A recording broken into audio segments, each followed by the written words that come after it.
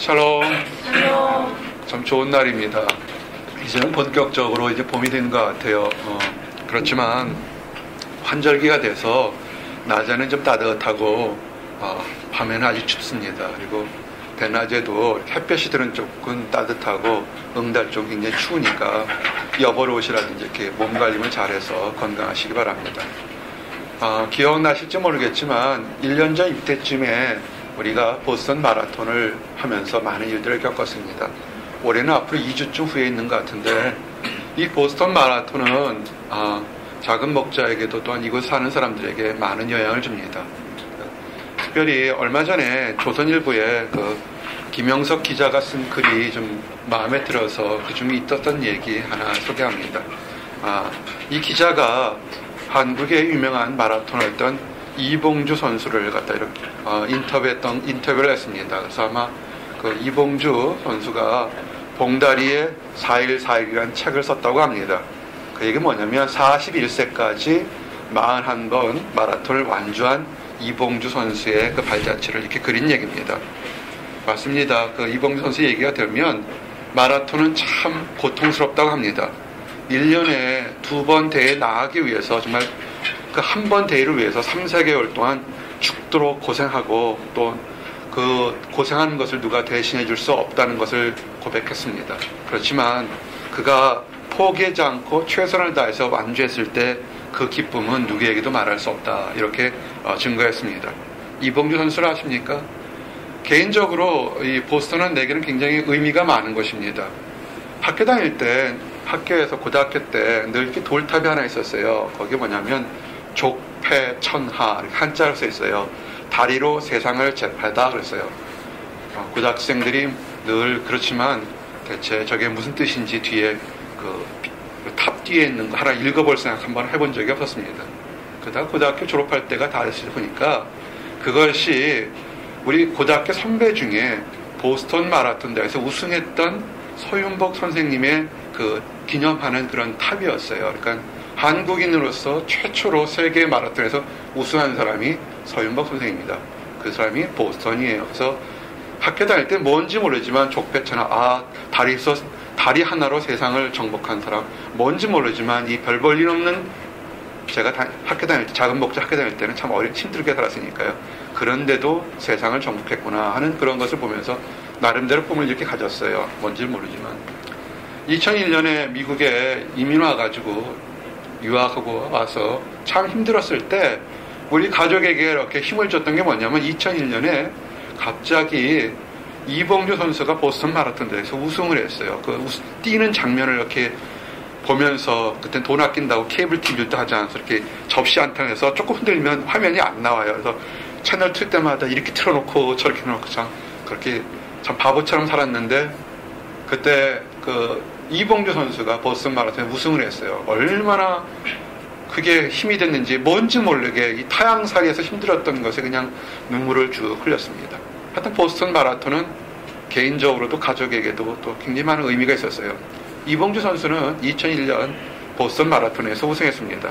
그리고 1998년 방콕에서 2002년 부산 아시안 경기에서 2연패했던 그런 굉장히 유명한 사람입니다. 그리고 그가 2007년에 동아 마라톤에서 37세의 나이로 이제 선수 생활을 은퇴했습니다. 굉장히 유명한 사람이에요. 근데 유명하고 굉장히 뛰어난 운동선수입니다. 근데 오늘 얘기하고 싶은 것은 그가 뛰어났던 것을 얘기한 것이 아니라 그가 사실은 많은 실패와 어려움을 겪어내고서 그런 자리에 올랐던 사실을 알게 되면서 우리가 많은 도전을 하게 됩니다. 혹시라도 그때 어린 나이였을지 모르겠지만 이봉주 선수와 함께 유명한 선수가 하나 있었어요. 마라톤에 국을 빛나는 마라톤에 황영조 선수라고 있습니다. 이 두 사람은 독특해요. 이봉주 선수는 41번을 국제 마라톤을 뛰었다면 황영조 선수는 풀코스를 8번 완주했는데 동갑내기 선수였는데 그는 황영조 선수는 92년에 바르셀로나 올림픽에서 금메달을 땄습니다.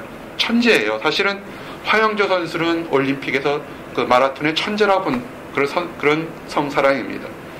고등학교 2학년 때 황영조 선수를 만났는데 잘 아다시피 황영조 선수는 모친이 해녀 출신이라 그런지 이 심폐 기능이 다른 사람보다 굉장히 월등했습니다.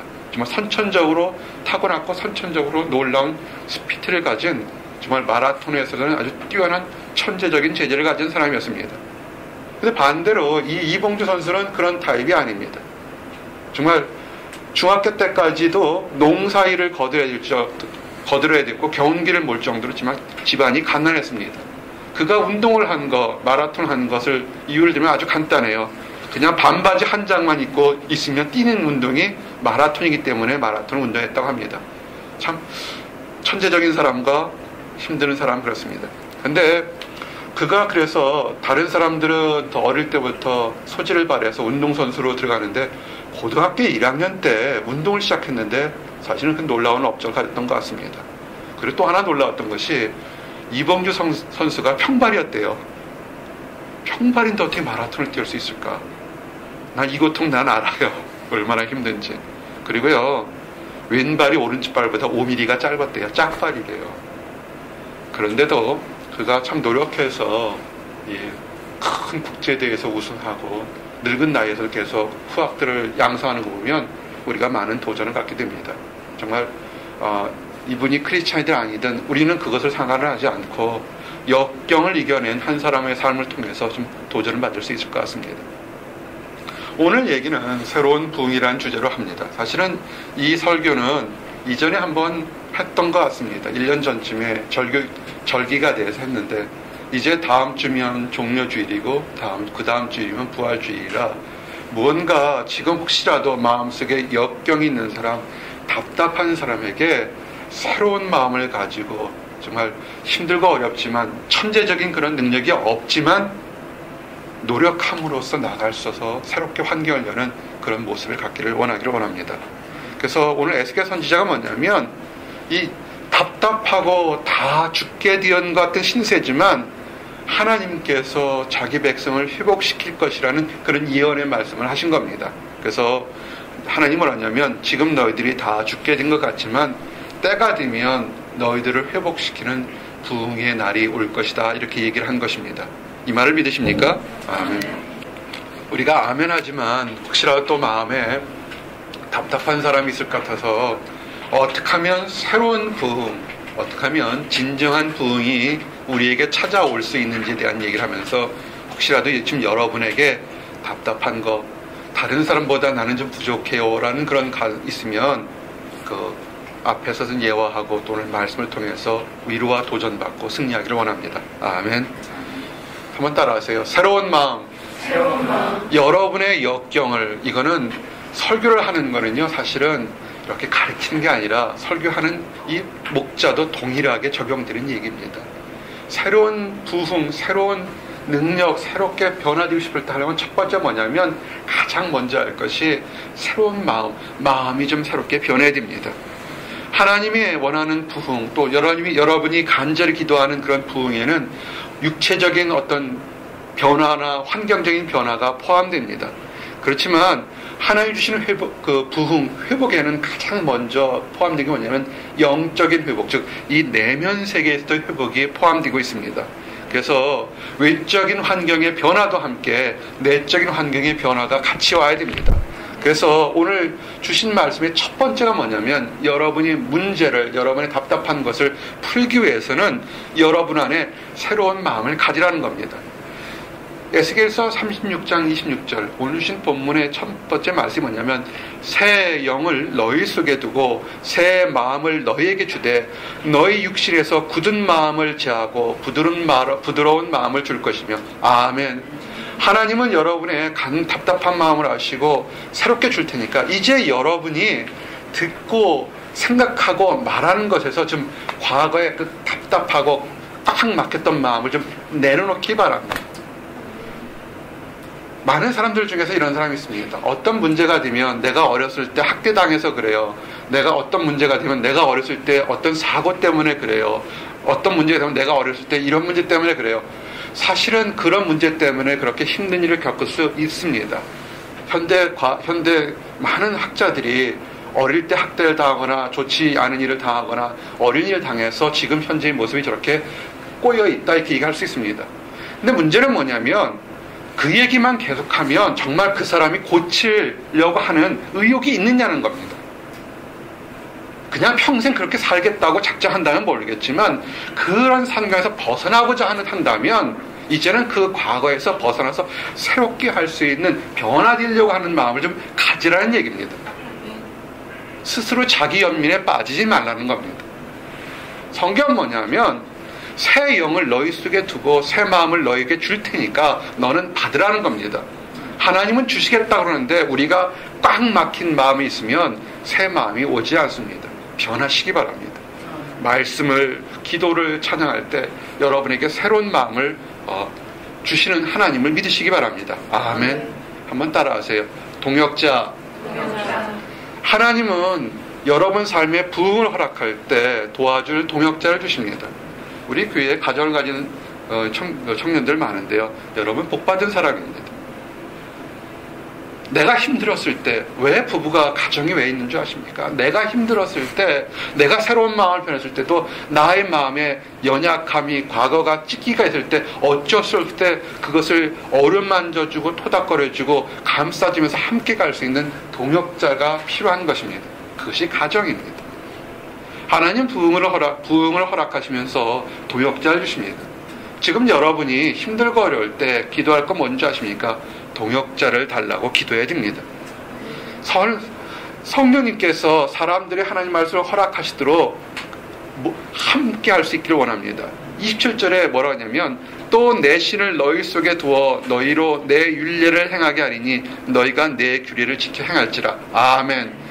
그냥 세상적으로 너에게 좋은 마음, 잘 될 거야라고 하는 긍정적인 마음만 허락한다고 했습니까? 하나님은 또 한 가지 행동한 게 뭐냐면 내 신을, 성령을 너에게 주겠다는 겁니다. 자기 의지로 하는 것이 아니라 함께 하는 것입니다. 이제 여기서 한번 돌이켜봐야 될 게 뭐냐면 내가 계속 문제 속에 산다면 내가 정말로 크리스찬인지 내 안에 하나님의 신, 성령님이 계시는지를 심각하게 질문해 봐야 되는 것입니다.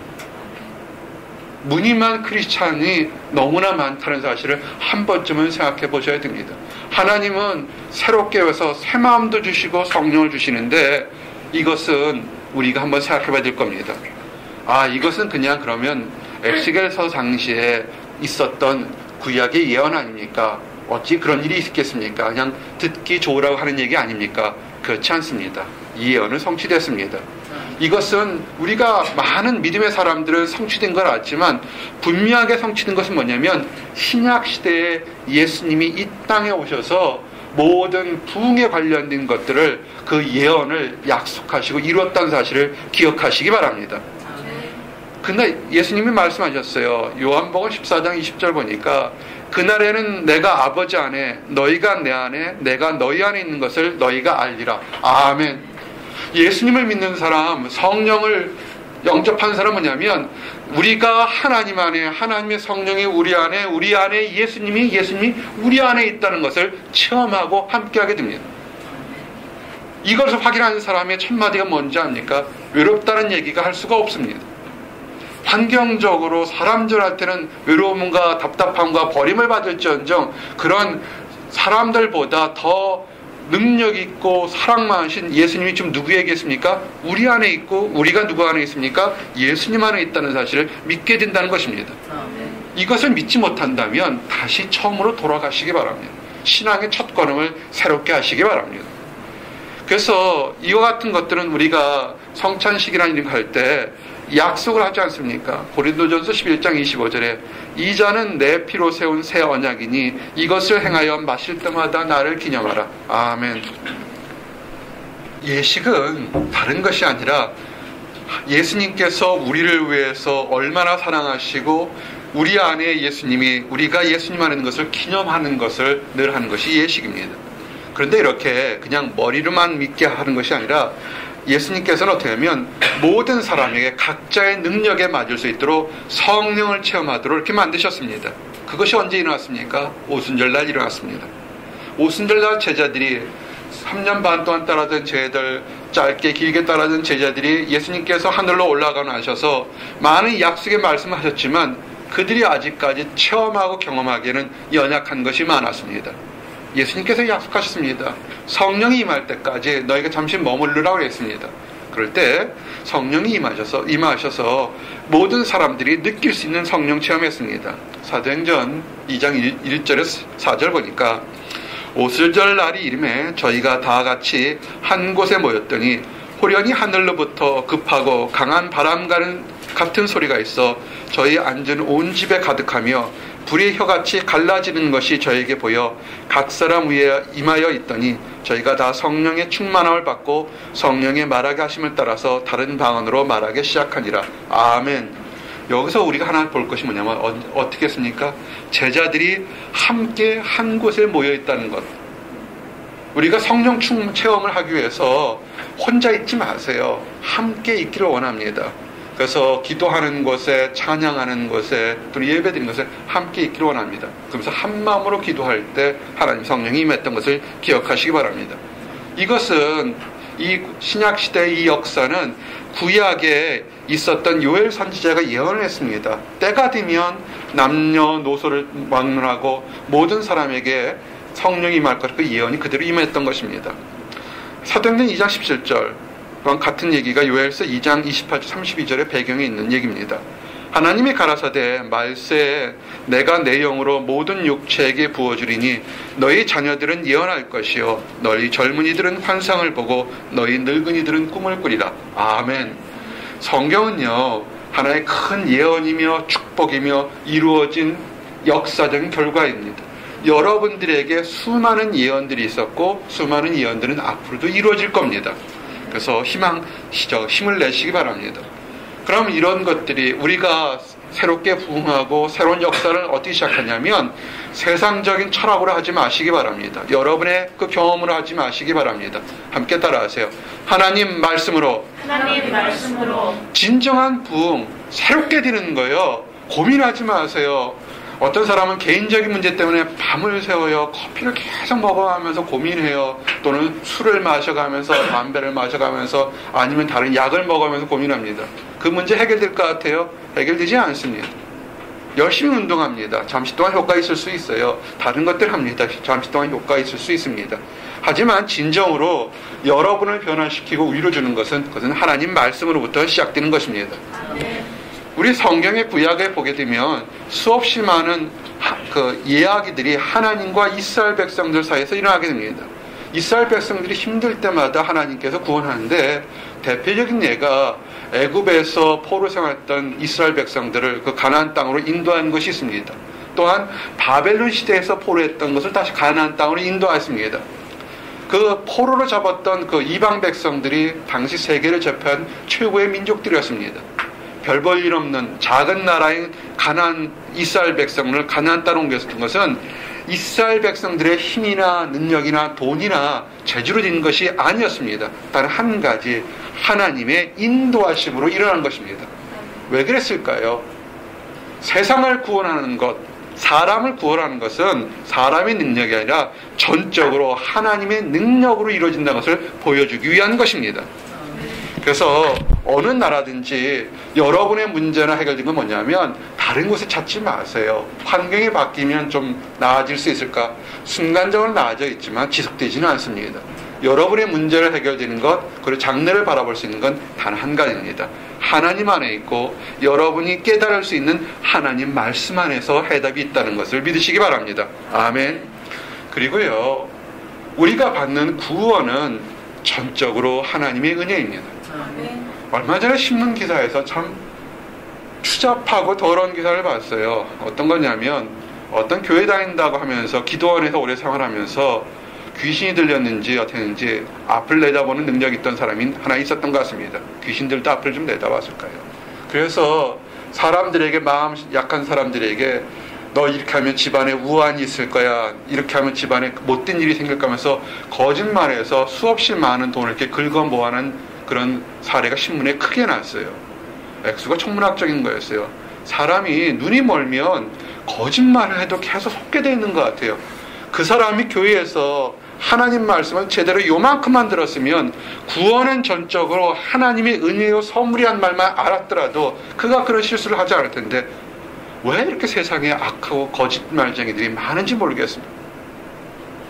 우리는 수없이 여러분이 구원받는 것, 하나님의 자녀가 된 것은 여러분의 능력이 아니라 하나님의 선물인 것을 믿으시기 바랍니다. 아멘. 그래서 우리가 있어서 전적으로 구원이 하나님의 은혜이기 때문에 이제는 하나님의 힘으로 모든 일을 할 수 있다는 것을 믿으시기 바랍니다. 힘들고 어려울 때 에스겔 선지자는 분명히 뭐라냐면 이스라엘에 부흥이 올 거라고 외쳤습니다. 이제는 거꾸로 세상을 돌아볼 때 정말 말세라고 할 만큼 각박한 현실이 돌아왔습니다. 질문 하나 합니다. 여러분이 정말로 여러분 자신을 또는 교회를, 이 사회의 부흥을 원하고 있습니까? 정말로 여러분이 새롭게 되기를 원하고 계십니까? 이런 질문을 하게 되면 교회를 다니는 성도들이나 교회에서는 많은 사람들이 아멘이라고 얘기를 합니다. 부흥을 원합니다. 그래서 정말로 신문지상이나 기독교 신문 같은 데 보면 수없이 많은 부흥에 관련된 집회도 있고 모임도 있고 책들도 굉장히 많습니다. 너무나 많아서 어떤 종류가 옳은지가 정말 의심스러울 때가 참 많습니다. 작은 목자가 개인적으로 우리 교회 사람이 아닌데 타주에 있는 사람을 이렇게 우연하게 알게 돼서 상담을 하게 됩니다.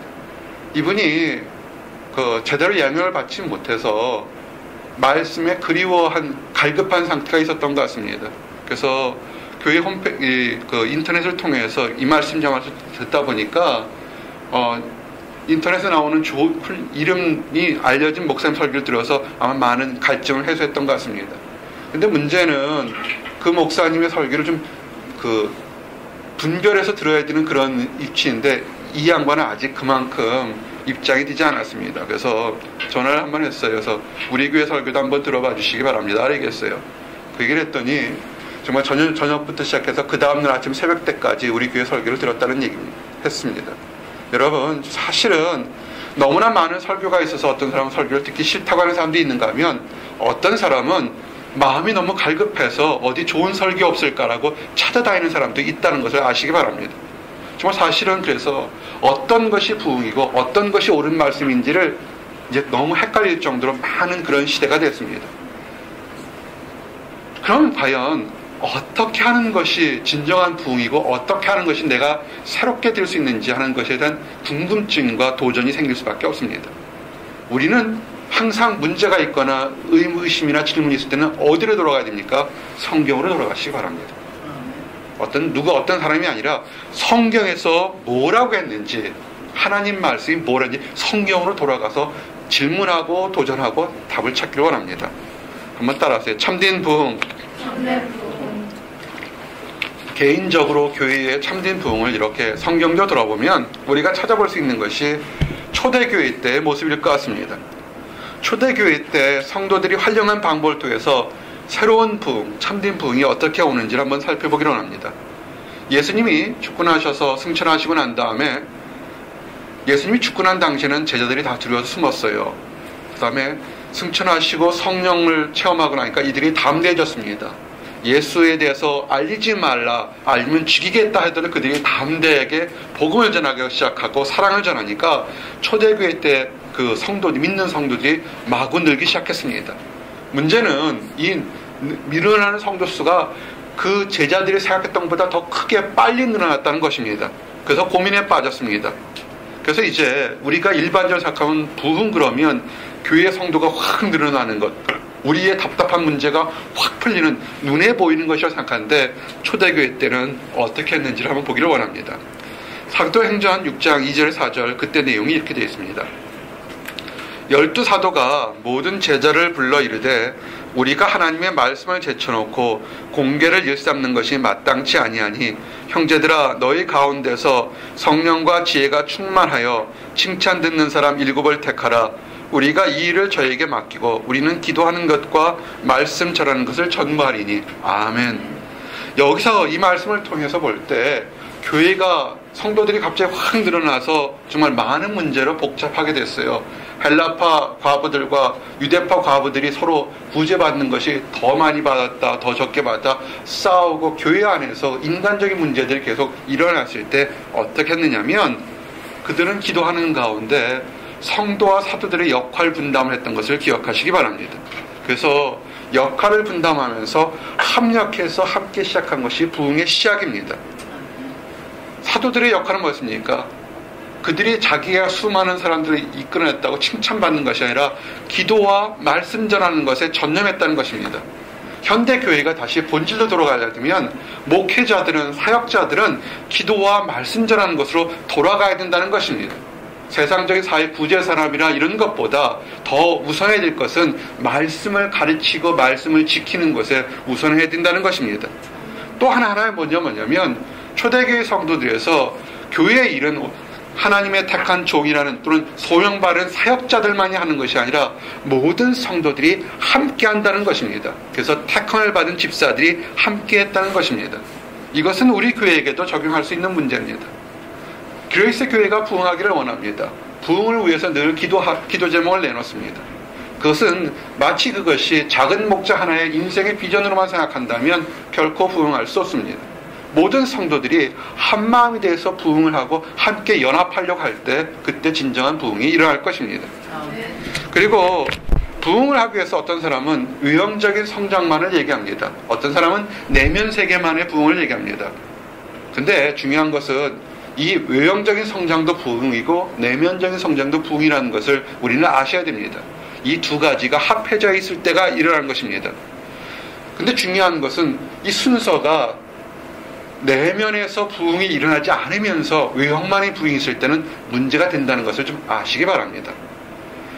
겉으로만 부흥하는 것처럼 보였을 때 경고의 말씀을 드린 것이 있습니다.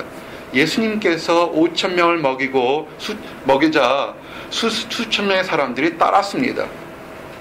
근데 예수님께서 뭐라냐면 예수님들은 사람들의 연약함과 어리석음을 잘 알았습니다.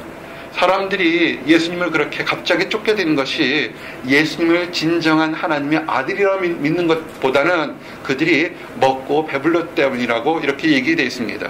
요한복음 6장 26절에 예수께서 대답하여 가라사대 내가 진실로 진실로 너희에게 이르노니 너희가 나를 찾는 것은 표적을 본 까닭이요 떡을 먹고 배부른 까닭이로다. 아멘. 진정한 부흥의 역사는 예수님이 말씀하신 것처럼 먹고 마시며 눈에 보이는 세상 일을 하는 것이 아니라는 것입니다. 진정한 부흥은 하나님의 아버지의 뜻을 쫓아서 일을 하는 것입니다. 요한복음 6장 27절 말씀처럼 썩는 양식을 위하여 일하지 말고 영생하도록 있는 양식을 위하여 하라. 이 양식은 인자가 너에게 주리니 인자는 아버지 하나님 인치신 자니라. 아멘. 그래서 부흥을 원하시는 모든 성도들은 서로 간에 일을 나눠하면서도 기도와 말씀 증거하는 것, 그리고 그 부흥이 세상적인 일의 욕심이 아니라 우선은 내면 세계에서 하나님의 일을 먼저 하는 쪽으로 우선순위를 바꾸시기를 원합니다. 이제 부흥에 대한 얘기를 했습니다. 근데 진정 중요한 질문은 이 작은 목자에게도 여러분에게도 다시 한번 던지겠습니다. 아까 던졌습니다. 정말로 부흥을 원하십니까? 근데 부흥을 원한다고 하면서 우리가 많은 생각하는 것이 있습니다. 부흥을 원한다고 할 때 그 사람의 굳은 마음이 부드러운 마음으로 변한다고 하는데 우리가 그렇지 못한다는 것입니다. 에스겔서 36장 26절에 보면 새 영을 너희 속에 두고 새 마음을 너희에게 주되 너희 육신에서 굳은 마음을 제하고 부드러운 마음을 줄 것이며 아멘. 이 굳은 마음을 우선 내려놓으시기 바랍니다. 굳은 마음이 내려놓을 때 진정한 부흥이 있는 것입니다. 우리가 부흥을 원한다고 아무리 입으로 얘기를 하지만 굳은 마음이 그대로 있으면 우리 안에는 부흥이 오지 않는다는 것입니다.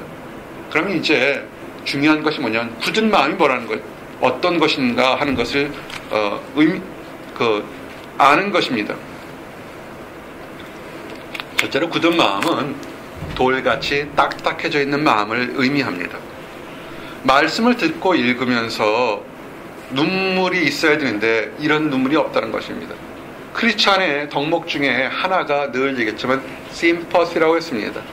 연약한 자를 보면서 슬퍼하고 좋은 행복한 자를 보면서 기뻐야 되는데 사실은 교회를 오래 다녔다 하면서도 상대방이 잘 됐을 때 정말 그 사람처럼 아니면 그 사람의 10분지 1만큼이라도 기뻐해 주는 사람이 생각보다 많지 않다는 것입니다. 상대방이 슬퍼할 때 그 사람의 슬픈 만큼 그 사람의 초조하고 안타까운 만큼 그렇게 하는 사람이 없다는 것입니다. 교회에서 한두 사람 나오지 않아도 관심을 갖지 않습니다. 작은 교회에서도 그렇지. 누가 오든 누가 안 오든 궁금해하지 않는데 큰 교회에서 얼마나 누가 관심을 갖겠습니까? 현대교회의 가장 약점이 심퍼시가 없다는 것입니다. 다 나만을 생각한다는 것입니다. 이것이 돌처럼 딱딱한 마음입니다. 기도가 이루어지건 안 이루어지건 그거는 우리가 하기 전에 지금 저 형제가, 지금 저 자매가, 더 저 교회가 얼마나 힘들고 연약하고 안타까워하는 마음에 대해서 함께 해야 되는데, 마치 좋은 이득 뛰는 곳을 찾아가는 것처럼 이득이 되면 내 교회고 이득이 멀어지면 너의 교회가 되는, 그냥 교회를 쇼핑하는 사람처럼 될 때 그 안에 있는 딱딱한 마음은 변하지 않습니다. 한번 돌이켜보십시오. 내 안에 딱딱한 마음이 있는지 한번 돌이켜보시길 바랍니다. 이 굳은 마음이란 건 뭐냐면 냉랭한 마음입니다. 상처받았습니다. 자기만의 아픔이 있습니다. 자기만의 생각이 있습니다. 그래서 아무리 설교를 들어도 이 삐딱하게 마음이 감동이 없습니다. 찬양을 들어도 감동이 없습니다. 말씀을 들어도 찬양을 해도 기도를 해도 감동이 없으니까 그 사람 마음에는 깨우침이 없습니다. 이 굳은 마음은 냉랭한 마음입니다. 또 굳은 마음은 깜깜한 마음의 상태를 얘기합니다. 본인의 마음이 지금 칠흑같이 어두워져 있습니다. 그래서 하나님 안에서 어디로 가야 될지를 전혀 알지 못한다는 것입니다. 우리가 부흥을 원한다고 합니다. 근데 많은 사람들이 진정으로 부흥을 원하지만 어떤 사람들은 부흥을 원한다고 하면서도 그들 마음에 돌 같은 마음, 냉랭한 얼음처럼 빙하처럼 냉랭한 마음, 칠흑처럼 깜깜한 마음들을 가진 사람들이 있습니다. 이런 사람들 때문에 부흥은 쉽게 오지는 않습니다. 그러면 이런 사람들에게도 희망이 없습니까? 희망이 있습니다. 하나님은 이런 마음을 가진 사람들에게도 성령으로 변화되는 그런 시간이 있다는 것입니다. 사람들이 부흥을 원하는 것은 마음의 결단에 달려 있습니다. 그래서 이제는 새롭게 변화해야 되는데, 근데 사람들에게는 또 하나의 변명이 있습니다. 그것은 너무 어려워요. 내가 부흥을 원하고 새롭게 살기를 원하지만 내게는 너무나 많이 어렵습니다. 지금 얘기하시는 그런 하나님의 말씀, 그런 율법은, 그런 계명을 내가 어떻게 다 지킬 수 있겠습니까? 그냥 그것은 믿음 좋은 사람들한테만 해당되는 얘기입니다 라고 할 수 있습니다. 정말 하나님께서 주셨던 그 율법을 사람들은 지킬 수 없겠습니까? 얼핏 보면 지킬 수 없을 것 같습니다. 예수님이 말씀하신 것처럼 원수를 사랑하라. 얼마나 그걸 할 수가 있겠습니까? 얼마나 힘들고 어려운 사람은 어떻게 원수를 사랑할 수 있겠습니까? 근데 정말 한 번쯤 근데 궁금한 게 뭐냐면, 예수님이 사람들이 지킬 수 없는 것을 알면서 너의 원수를 사랑하라고 얘기했을까요? 이 질문 한번 생각해 보신 적 있습니까? 여러분 힘들게 하는 사람들을, 여러분 힘들게 한 환경을 사랑하라고 예수님이 얘기하셨는데, 정말 예수님이 그것을 여러분이 할 수 있을 것 같아서 했겠습니까? 예수님은 여러분들이 할 수 있을 거라 보고서 그런 말씀을 하신 겁니다. 뭐냐면 우리 힘으로는 할 수 없습니다. 용서하는 것도 사랑하는 것도 새롭게 되는 것도 우리 힘으로는 할 수 없습니다. 이스라엘 백성들이 바벨론 제국에서 애굽에서 구원받을 때 이러한 것이 하나의 힘인 것처럼 우리 안에 보이는 용서나 새로운 문제 해결도 우리가 하는 것이 아니라 하나님의 능력으로 하는 것을 가르쳐주고 축복주기 위해서 그런 계명을 주셨다. 그런 것을 믿으시기 바랍니다. 빌립보서 4장 13절 말씀이 뭡니까?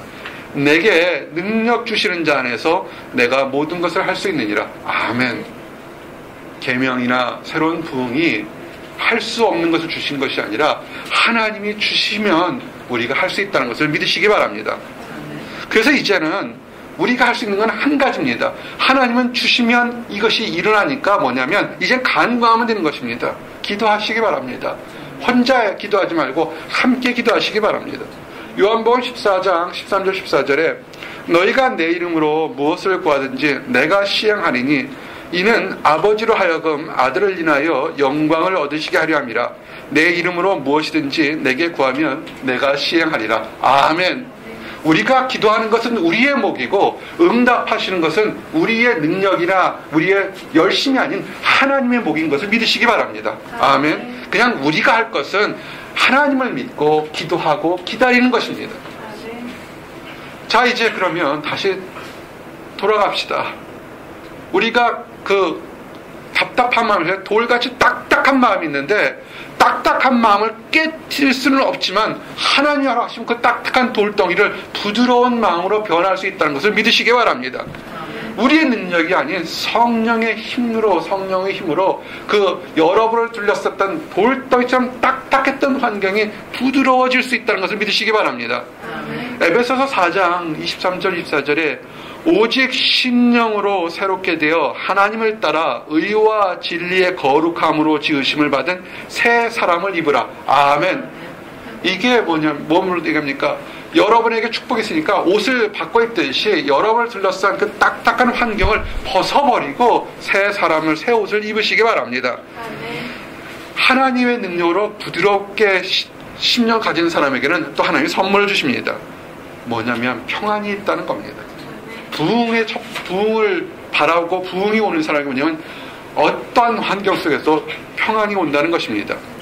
시편 119편 165절 보니까 주의 법을 사랑하는 자에겐 큰 평안이 있으니 저에게 장애물이 없으리로다. 아멘. 되게 돌같이 딱딱한 힘든 날이 있다고 슬퍼하지 마시기 바랍니다. 여러분이 기도하는 순간에 한순간이라도 평안을 느꼈다면 하나님은 그 평안을 더 크게 만들어 주실 것입니다. 아멘. 얼음처럼 빙하처럼 냉랭한 마음을 가져서 나는 안 돼라고 하는 사람이 있습니까? 이런 사람은 성령의 불을 받기를 원합니다. 네. 성령의 불을 받게 되면 그 불이 여러분을 둘러싼 얼음장 같았던 그 차가운 마음을 녹아내릴 것입니다. 네. 마태복음 3장 11절에 뭐라고 했습니까? 나는 너희로 회개케 하기 위하여 물로 세례를 주거니와 내 뒤에 오시는 이는 나보다 능력이 많으시니 나는 그의 신을 들기도 감당치 못하겠노라. 그는 성령과 불로 너희에게 세례를 주실 것이요. 아멘. 약속하셨습니다. 그는 성령으로 불로 우리를 세례를 줘서 우리를 얼음장처럼 차갑던 마음을 녹여서 따뜻하게 만들 것입니다. 그리고 이제 마지막으로 어두운 마음이라고 모르겠어요. 어떻게 될지 아무것도 모르겠어요 라고 하는 그런 한탄한 사람이 있습니까? 따라하세요. 두려워 말자. 하나님의 말씀이 인생의 길을 밝혀줍니다. 수없이 많은 믿음이 크든 작든 간에 역경에서 이겨낸 우린 수없이 많은 증인들을 보게 됩니다. 지금 내가 겪고 있는 문제가 너무 힘들고 죽을 것만 같지만 지나고 나면, 이기고 나면 정말 그때 내가 참고 인내하기를 잘했다는 사실을 고백하게 됩니다. 이때 하나님 말씀으로 믿고 나가시기 바랍니다. 주의 말씀은 내 발의 등이요 내 길의 빛이니이다. 아멘. 시편 119편 105절 말씀처럼 여러분 힘들고 어려울 때 더 말씀 많이 읽으시기 바랍니다. 죽어라고 말씀 읽으면서 말씀 속에 길이 있다고 찾기를 바랍니다. 그럴 때 하나님의 도우심으로 우리는 새롭게 부흥할 수 있는 것입니다. 그래서 오직 성령의 역사가 마음속에 일어나도록 기도하십시오. 그래서 진정한 부흥이 내면 세계에서 외면 세계로 변화될 수 있도록 그렇게 하기를 원합니다. 그래서 이제 말씀을 정리합니다. 성령의 힘으로 돌같이 딱딱한 마음이 부서지기를 원합니다. 성령의 불로 빙하같이 차가웠던 우리의 마음이 녹아나기를 원합니다. 어두웠던 마음이 하나님 말씀으로 빛을 들고 나갈 수 있기를 원합니다. 그래서 여러분의 신분이 왕같은 제사장인 것을 다시 한번 깨닫고 당당하시기 바랍니다. 베드로전서 말씀이 뭡니까? 2장 9절 말씀이 오직 너희는 택하신 족속이요 왕같은 제사장들이요 거룩한 나라요 그의 소유된 백성이니 이는 너희를 어두운 데서 불러내어 그의 귀한 빛에 들어가게 하신 자의 아름다운 덕을 전하게 하려 하심이라. 아멘. 지금 여러분이 지금 어두움 속에서 절망 속에 있는 거 그 축복입니다. 그곳에서 여러분을 끄집어내서 빛의 대열로 나가서 그때 사람들에게 하나님이 나를 여기까지 인도하셨다고 고백하는 것을 이루기 위한 하나님의 축복임을 믿고 나가시기 바랍니다. 그러므로 환경이 어렵다고 좌절하거나 낙심하지 마시고 여러분은 하나님이 택한 왕같은 제사장이니까 당당하게 사시길 원합니다. 이제는 그래서 교회에 올 때도 사람들을 만날 때도 미래를 생각할 때 왕처럼 당당하게 생각하기를 원합니다. 내일 일을 걱정하지 말고 오늘 하루를 즐겁게 살기를 원합니다. 또 혹시라도 하나님 알지 못하는 사람들, 안다고 하면서 낙심하는 사람들이 있습니까? 그 사람들에게 우리가 변화되는 이 놀라운 기쁨을 그 사람들에게 알려줘서 새로운 인생 살도록 그렇게 하기를 원합니다. 이 사역 잘 감당해서 예수님 다시 오실 때 칭찬받는 모든 분들이 되시기를 예수님 이름 받들어 축원합니다. 아멘. 기도하시겠습니다. 하나님 감사합니다. 우리에게 새로운 부흥, 진정한 부흥이 무엇인지 깨닫게 하심을 인하여 감사합니다. 우리를 둘러싼 아버지 답답한 환경들이 있습니다. 돌덩이처럼 딱딱한 마음과 얼음장처럼 차가운 마음과 앞을 알 수 없는 깜깜한 환경 속에 있을 때 아버지 변화시켜 주시옵소서. 오직 말씀으로 길을 찾을 수 있도록 인도하시고 오직 성령의 능력으로 아버지 우리의 모든 억울함과 우리의 두려움과 우리의 차감을 내려 녹을 수 있도록 인도해 주시옵소서. 왕같은 제사장님 신분을 아버지 믿고 당당하게 나가서 할 수 있도록 인도하여 주시옵소서. 그래야 우리에게 찾아오는 어려움과 환난을 오히려 기뻐할 수 있도록 인도하시고 이제는 눈을 들어 우리 주변에 힘들어하는 연약한 사람들, 아파하는 사람들에게 그들에게 사랑의 손을 심퍼스를 가질 수 있도록 인도하여 주시옵소서. 아버지 이 일을 감당하기 위해서 모든 성도들이 함께 연합하기를 원합니다. 아버지 모든 사람이 연약해서 하나님 나라가 넓어지고 깊어지고 아버지 아름다워질 수 있도록 인도하여 주시옵소서. 감사드립니다. 예수 그리스도 이름 받들어 기도했습니다. 아멘.